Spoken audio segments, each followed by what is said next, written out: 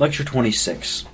Showeth that God takes notice of and is angry at the sins of believers, the aggravations of David's, and so of all believers' sins, what sins believers may possibly fall into, and yet wherein they differ from the sins of other men. Psalm 51, verse 9. Hide thy face from my sins, and blot out all mine iniquities. You have heard of the peculiar usefulness of the Psalms in respect of our conditions or temptations. What some authors, I know not upon what ground, have said of the manna, that it had the taste of all delicate meats in it, and gave a respective relish to whatever palate desired. This may be truly affirmed of the Psalms. They have a respective direction, or comfort, everyone's affliction or temptation. Hence they have been called by some the Little Bible, or the Bible of the Bible. For although the stars be of quintessential matter, as the philosophers say, yet one star differs from another in glory. And this psalm, among the rest, hath no mean excellency or usefulness, it being a spiritual apothecary's shop, wherein are choice antidotes against the guilt and filth of sin, so that every one may say that of this psalm, which Luther of another, O psalm, tu eris, mus, psalmus, thou shalt be my psalm. The occasion of this psalm is set down very diligently and punctually in the inscription. It was made when Nathan reproved David for his adultery, after he had gone into Bathsheba. The Hebrew word is translated, in the time past. And so those that excuse Naaman, 2 Kings 5 verse 18, translate those words, wherein Naaman begs for pardon for his bowing down in the house of Rimmon in the time past.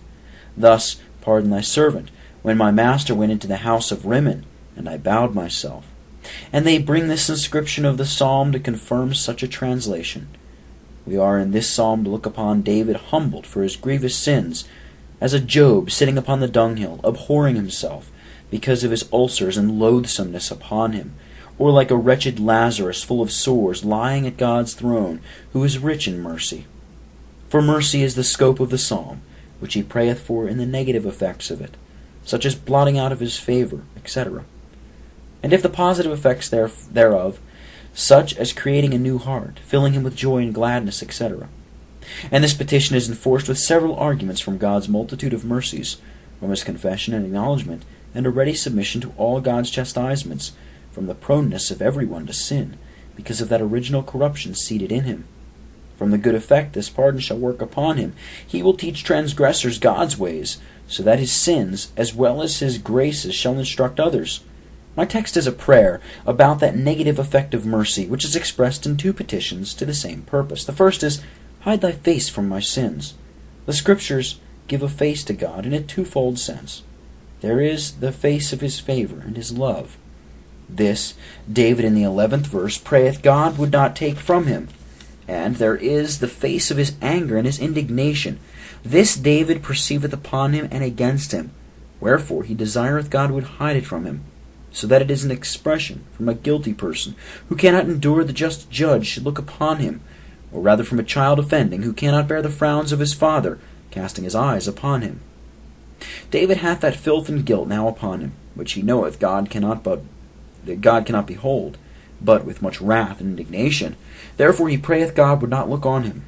You see here David acknowledging that God doth see and take notice of the sins of justified persons in a most provoked manner. The prayer is expressed in the same sense in the next petition, blot out all mine iniquities. Wherein consider the mercy prayed for, blot out. A metaphor, as you have heard, for merchants that cancel their debts, whereas the sun doth dissipate and cause the cloud to vanish. Number 2, the extent of the object, all my iniquities. Whether this extend to future sins, so that all sins, past, present, and future, are pardoned together, shall be considered in the second place. From the first petition observe that God seeth and taketh notice of, in a most angry and provoked manner, the heinous and gross sins which a believer hath plunged himself into. For this reason David prayeth God would turn away his eyes and face from him, even as the sore eyes desire to have the light removed, as being unable to bear it. And this aggravation of God seeing it, he mentioneth also in verse 4, Against thee only have I sinned, and done this evil in thy sight. That God did see it and was offended, did more trouble him, than the eyes of all the world upon him. So 2 Samuel 11, verse 27, where this history is related. There is this peculiar brand upon David's sin, that what he had done was evil in the eyes of the Lord. Therefore God did see it and take notice of it, so as to be displeased with it. This doctrine is worthy of all diligent examination, both because it will be a strong antidote to keep God's people from scandalous, gross sins, as also to inform how far in such sins the people of God make a breach upon their peace with God, and claim to the covenant of grace. And although this question hath been vexed in some respects with the scratching claws of the schoolmen, yet I shall endeavor not to be so ill a seedsman as to sow among thorns, nor as one of the ancients alludes, plantare nemus Aristolisum juxta alter Dea. Plant Aristotle's dark grove near God's altar. For the clearer proceeding in this great point, I shall consider the doctrine briefly in the hypothesis, as it was David's case, and then in thesi, as it may be in any believer's condition. For David, take notice of two things. First, the aggravation of sin. Secondly, of the evil befalling him because of it.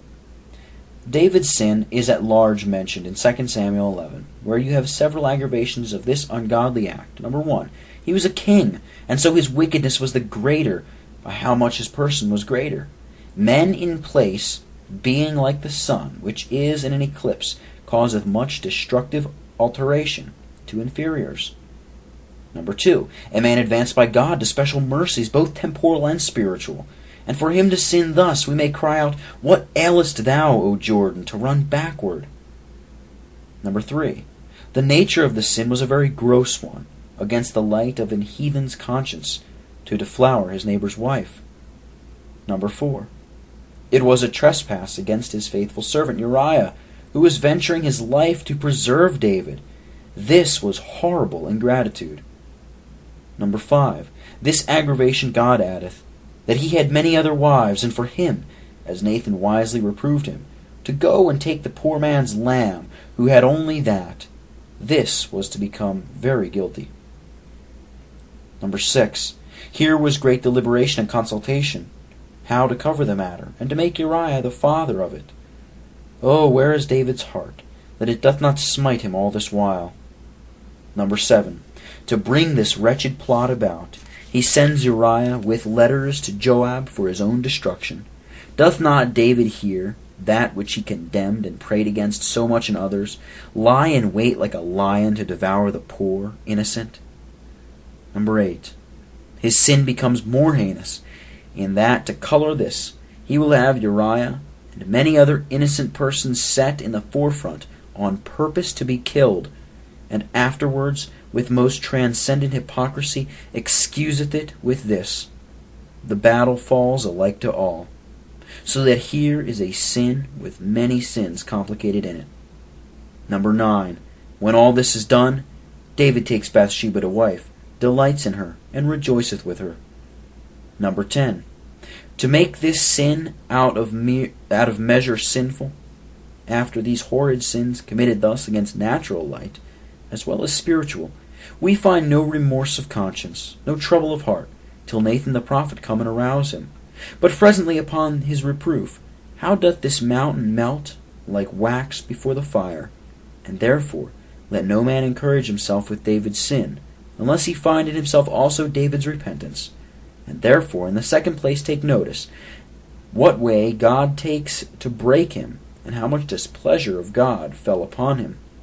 First, he hath great terror and trouble upon him, which he expresseth by the most exquisite torment, that is, broken bones. It was with him as if all his bones were brayed and pounced together. Thus fearful it is to fall into the hands of the living God, who even to his own people is a consuming fire.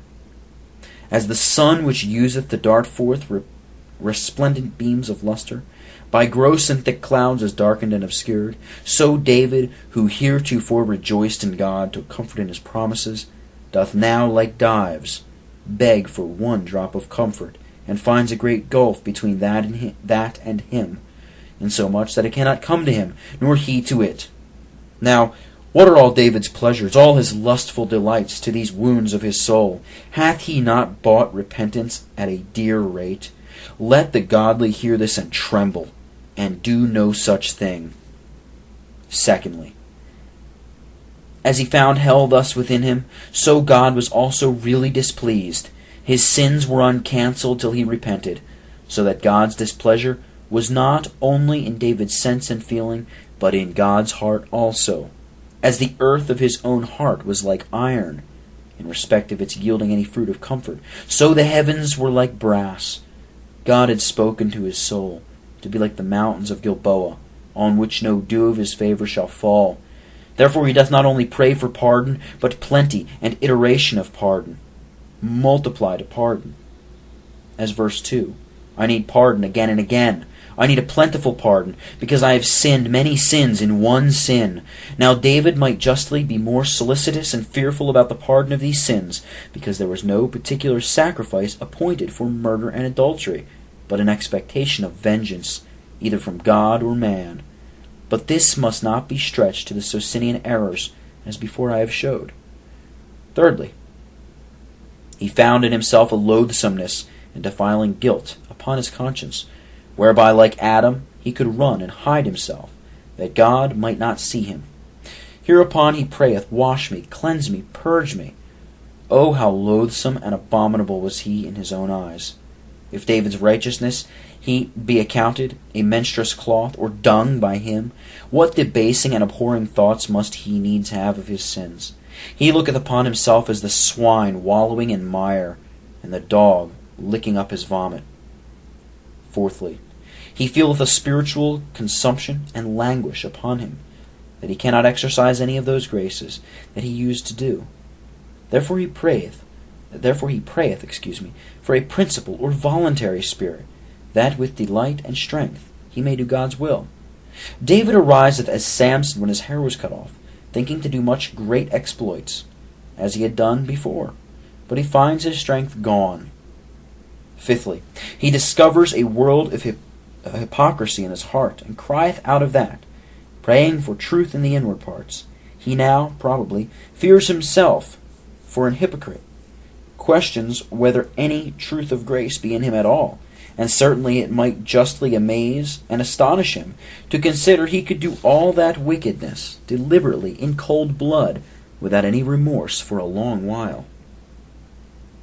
This might justly plunge David into such a chaos that he might fear the very pillars and foundations of his soul were shaken. Sixthly, he had lost all that boldness and liberty arising from a good conscience in declaring God's truth and in reclaiming transgressors from their evil ways, verse 13. Some have said that David in this interval lost the gift of prophecy and making of psalms. I cannot tell that, but certainly guilt and shame had so sealed up his mouth that he could not reprove others for murder, adulteries, destructive craft, which he himself was so foully guilty of. It was the ancients' rule, quicquid dictorus elis prius tibi ipsi dic. Speak that first to thyself, which thou art to speak to others. But how could David have any boldness here, till there was a coal of fire from the altar to sanctify him? So that all these things duly pondered, you may say, this sermon is a spiritual anatomy lecture, wherein David's sin and punishment hath been so dissected before you, that every wise hearer may prevent like desperate disease in himself.